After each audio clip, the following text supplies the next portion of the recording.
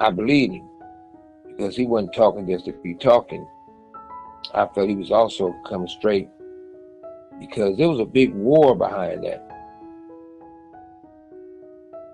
A war that they lost.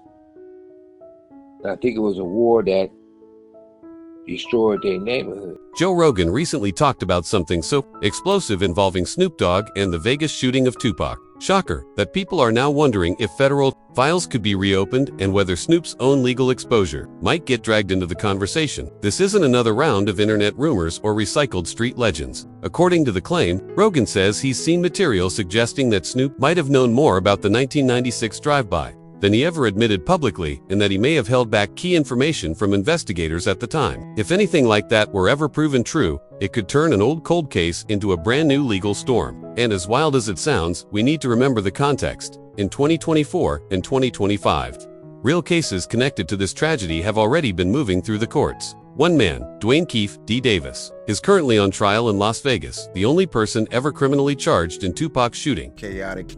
It's hard to actually figure out what's what, but it's becoming clearer. It's becoming clearer and clearer, but...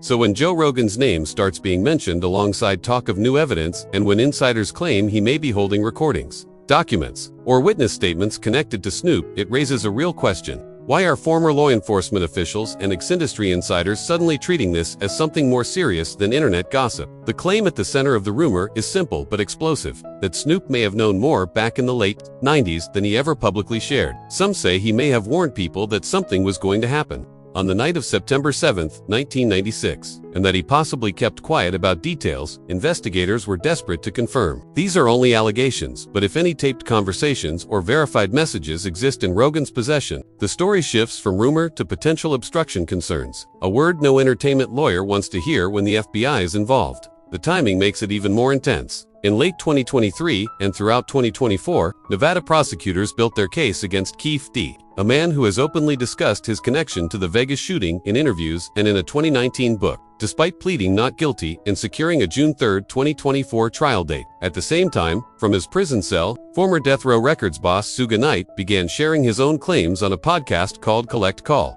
The episodes, recorded around Halloween and released in several parts, showed Suge was not planning to testify against Keefe D., but he did suggest that another West Coast icon had a lot of explaining to do. That person, according to Suge's comments, was Snoop Dogg. He said it was, according to him, he said it was security that accepted money, participated in it, and it was so-called homies. This is where Rogan's rumored files collide with Suge Knight's public accusations. According to people following the situation, the material Rogan is alleged to have could give structure to what once sounded like scattered or emotional claims from Suge. Suge has said on air that Snoop warned Dogg Pound rapper Daz Dillinger not to go to Vegas on the night of the Tyson fight, reportedly saying that something was going to happen. Suga points to this as more than superstition. He also questions how Snoop and Warren G supposedly had near real-time updates about the shooting from Los Angeles, even though they weren't in Vegas and didn't have an official security radio system. Suga asks, if he didn't have a security detail, why would he have a radio? And why would he have a play button? Now imagine those same questions paired with any kind of supporting messages, recordings, or communications in Rogan's alleged archive. That's the scenario insiders say might explain why some people connected to federal law enforcement are paying attention. But to understand where this could go, we have to look ahead to 2025 and examine what Suge Knight has been saying from behind bars. His version of events is the backbone of the suspicion tying Snoop to the chaos surrounding Tupac's final days. In recent interviews and podcast clips, Suge goes beyond frustration and makes a much stronger claim that Snoop attempted to help Keefe D. get out of jail using a reported $750,000 from an unclear source. According to Suge, this raised questions in court filings when bail was denied in January 2025, partly because the money's origin seems suspicious. To Suge, the idea that Snoop would get involved at that level, especially with the only person ever charged in the Vegas shooting, demands an explanation Snoop has never publicly provided. Snoop, for his part, denies any wrongdoing and continues his high-profile work in entertainment. They committed fraud. They committed bankruptcy fraud. I didn't lose my company by doing anything wrong. And business. But for when we compare Suga's claims to the public information in Keefe D's case, the stakes become much clearer. Prosecutors say Keefe D was in the car that pulled up next to Suge and Tupac on the Vegas Strip in September 1996. His nephew, Orlando Anderson, long suspected by many as the shooter, was later killed in an unrelated street incident in 1998.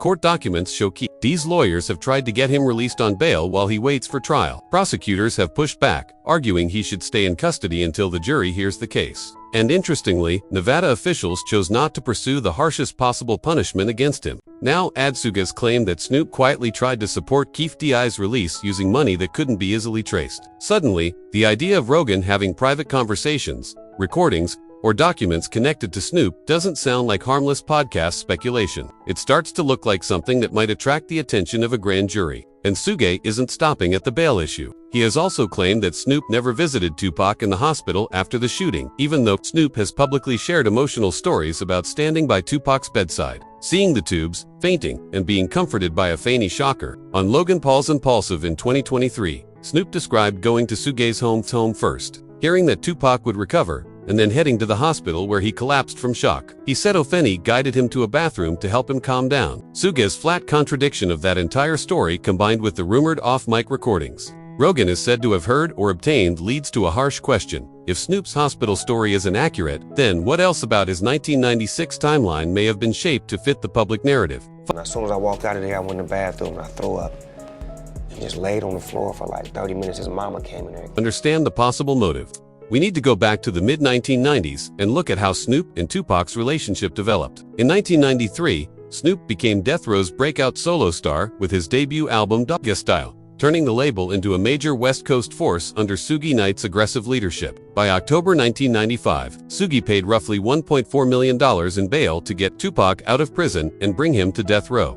Snoop has even said that he pushed Suge to sign Tupac, telling him that the label would blow up if they brought Tupac in, and that prediction turned out to be true. In 1996, Tupac released All Eyes on Me, a massive double album that changed mainstream hip-hop and made him the new centerpiece of the label. But that success also created tension, at least according to Suge and some people close to Tupac. Former Outlaws member Napoleon has publicly suggested that Snoop, who was once the clear star of Death Row, struggled with the fact that Tupac's fame quickly surpassed his in 1996.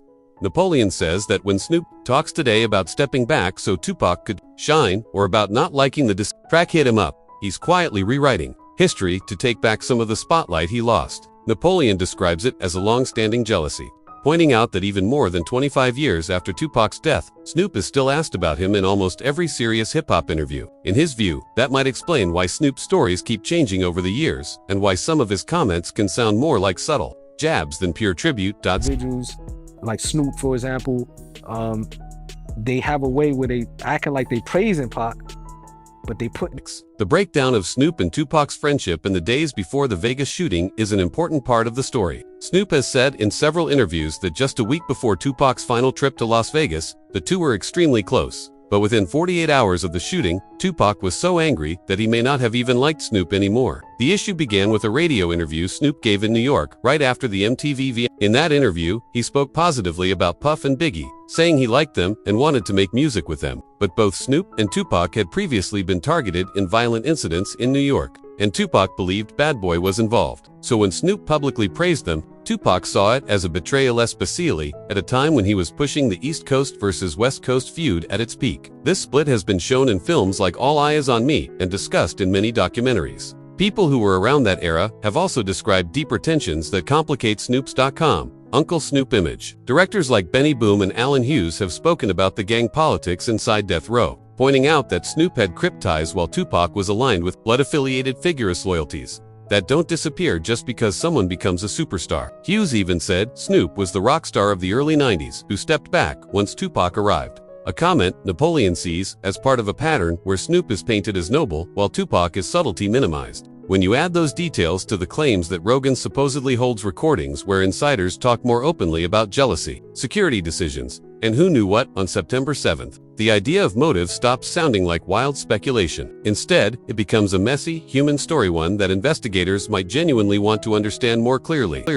And he was gang related, so it was like our first meeting was on bad terms because we were still gang affiliated and we were using gang terminology on there. There's also the business angle, the part that makes Suga's recent attacks sound like more than just an older man in prison, taking shots at his former artists. In February 2022, Snoop announced that he had purchased the Death Row Records brand from MNRK Music Group, reclaiming the label that launched his career. Executives publicly praised the move, calling Snoop the right person to guide the brand into its next chapter. Snoop himself described the moment as personal and symbolic, saying it meant something to finally own the company that had shaped his early life. He quickly began releasing new music and merchandise under the revived label. But Suga, speaking from prison through interviews with outlets like The Art of Dialogue and on his own podcast, has repeatedly challenged the official story. He's questioned whether Snoop truly owns what he says he owns, demanded to see the paperwork, and accused him of damaging Death Row's legacy with weak releases and a poorly executed revival. Suga has even claimed that back in the 90s, the Dog Pound sold real units,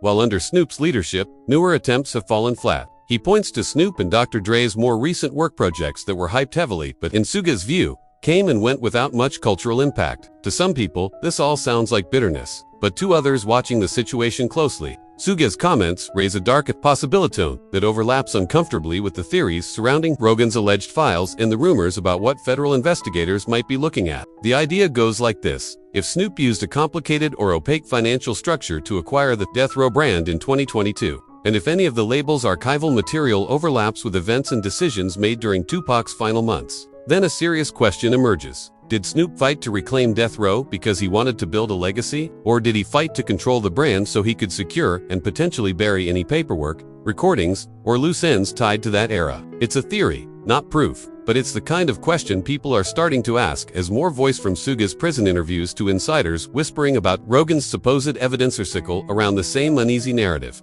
I am Death Row. Suge Knight is Death Row. So I'm quite sure, before it's said and done, all eyes on me, and Machiavelli ought to plot something definite to come back to me.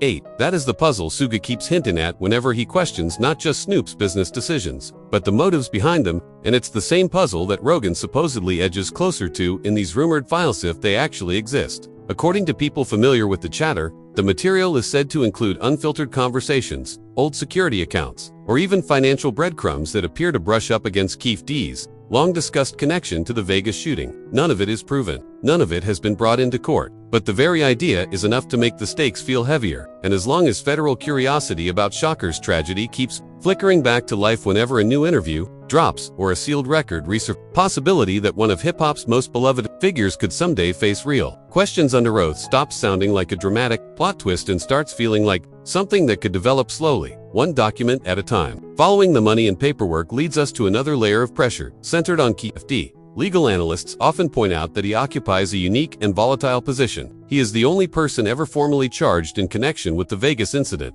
He has publicly spoken and written about his alleged role, and yet he now stands in front of a jury insisting he is not guilty. If prosecutors ever decide to offer him a cooperation deal, they won't be asking him to repeat the stories he has already told in interviews or in his book. They will be looking for new names, new details, and new descriptions of who knew what on the record label side. They will be focused on communications, money flows, and any connections that haven't yet been pinned down. And in that scenario, Snoop becomes a name Keefe could either protect or revealed, depending on what pressure he feels and what evidence investigators believe exists. That's where the rumors of Rogan's alleged recordings and files become part of the equation. Not because they prove anything, but because a besthethy could be used to test whether Keefe is telling the whole truth or simply repeating the version of events he has already publicized. 9. We can all have a grown-up discussion, and I don't think we need to cancel a longtime musical artist related to it. It was controversial at the time when they considered pulling it, and I guess this movie can't be shown in some countries.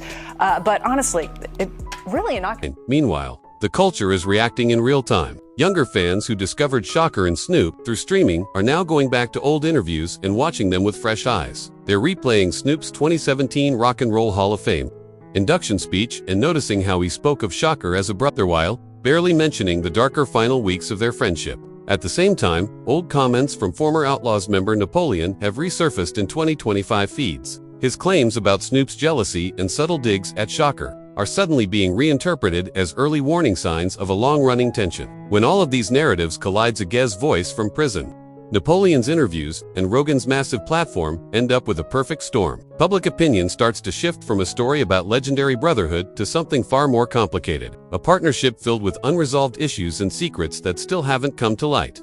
10. All of this puts Snoop in an almost impossible situation. If he speaks too openly, he risks contradicting his past statements, strengthening Suga's accusations, or stepping into legal territory his lawyers want him far away from, especially now that federal interest is heating up again. But if he stays silent, every new leak, every Rogan segment, and every Sugi phone call fills the space with someone else's version of the story. That pressure is exactly what we see in Snoop's recent cryptic posts about loyalty, integrity, and never turning your back on the people who helped you when no one else would. They sound like simple motivational lines to casual fans, but next to court dates and podcast clips, they read more like warnings. So now, we're staring at a board full of moving pieces. The FBI is quietly re-examining old connections between LA gangs, record label decisions, and the September 1996 Vegas ambush. Federal and state prosecutors are handling a high-profile defendant in Keith D., a man whose knowledge is both dangerous and valuable. Suge Knight, serving his own long sentence, is using a prison podcast to settle scores and maybe reshape his own legacy by pulling others down with him. In the middle of all this is Joe Rogan, reportedly holding recordings and files that, if ever authenticated or subpoenaed, could either punch massive holes in Snoop's public story or expose exaggerations in Suge's claims that have gone unchallenged for years. And Snoop moves from arena stages to meetings with lawyers,